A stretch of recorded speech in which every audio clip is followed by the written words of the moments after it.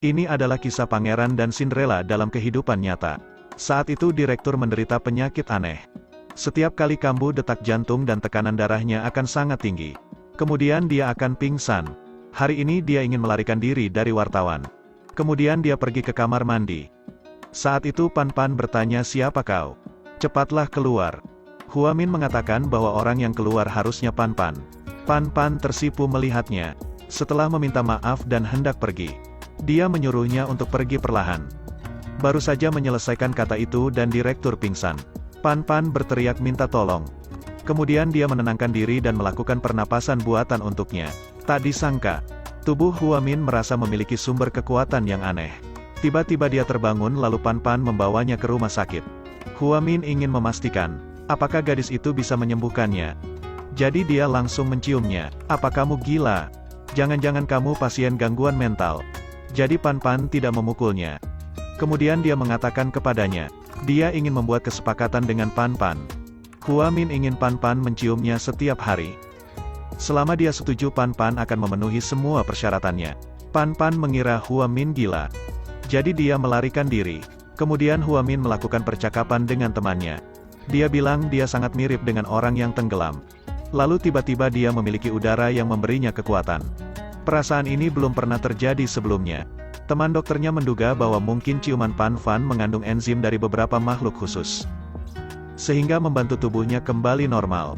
Gadis itu apakah dia keajaiban atau tidak? Huamin akan menemukannya, lalu katakan padanya untuk mencium Huamin lagi. Jadi dia langsung tahu. Halak mengatakannya dengan benar bahwa dia juga punya ide.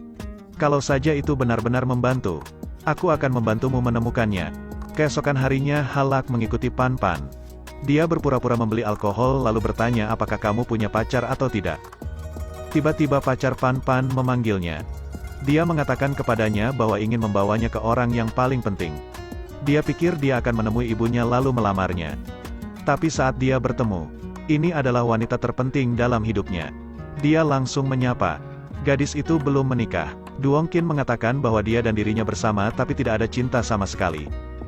Saat dia bertemu dengan Nona Tran, dia akan tahu apa itu cinta. Jadi Tran tidak akan membiarkannya menderita. Jangan berpegang teguh padanya juga. Dia merasa dirinya harus berusaha keras. Tapi dia tidak menyangka dia begitu naif dan tidak jujur. Dia dan kakak Tran saling mencintai dengan tulus. Jangan gunakan pikiran kotornya untuk berpikir mereka seperti itu. Krisan merasa sangat kotor, karena selama ini dia harus hidup dengan sampah sepertinya. "Siapa yang sampah? Apa kamu gila?" "Aku tidak gila. Dia adalah hal yang nyata. Dia juga sampah yang paling kotor." Nona Tran akan memukulnya tapi dihentikan oleh Halak. Qin Nam berkelahi dengan Halak karena dia. Tak disangka, Minden berjanji akan datang dan beri dia tamparan. "Kita semua sudah mendengar semuanya sekarang. Kau hanya lelah dan ingin mengambil jalan pintas.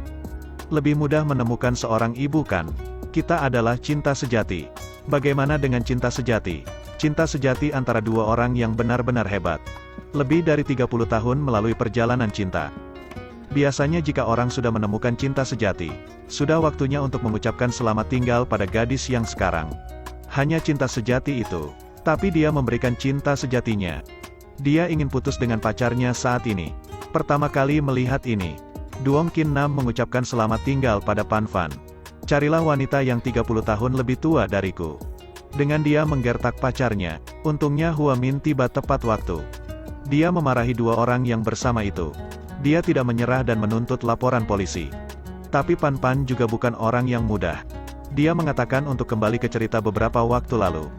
Jika dia ingin melapor ke polisi, mereka akan memberitahunya terlebih dahulu. Dia meminta mereka untuk meminta maaf kepada Pan-Fan segera. "Maafkan aku," katakan dengan lantang. "Maafkan aku Pan-Fan, aku salah." Lalu Pan-Fan dengan sedih menyeret Huamin. Lalu dia minum sendirian. Halak sangat spontan mencari alasan untuk pergi lebih dulu. Pan-Fan yang mabuk dengan lembut berkata kepada Huamin, "Hari ini kamu membantuku. Nanti kamu akan menjadi saudaraku. Katakan apa yang kamu butuhkan. Aku pasti akan membantumu."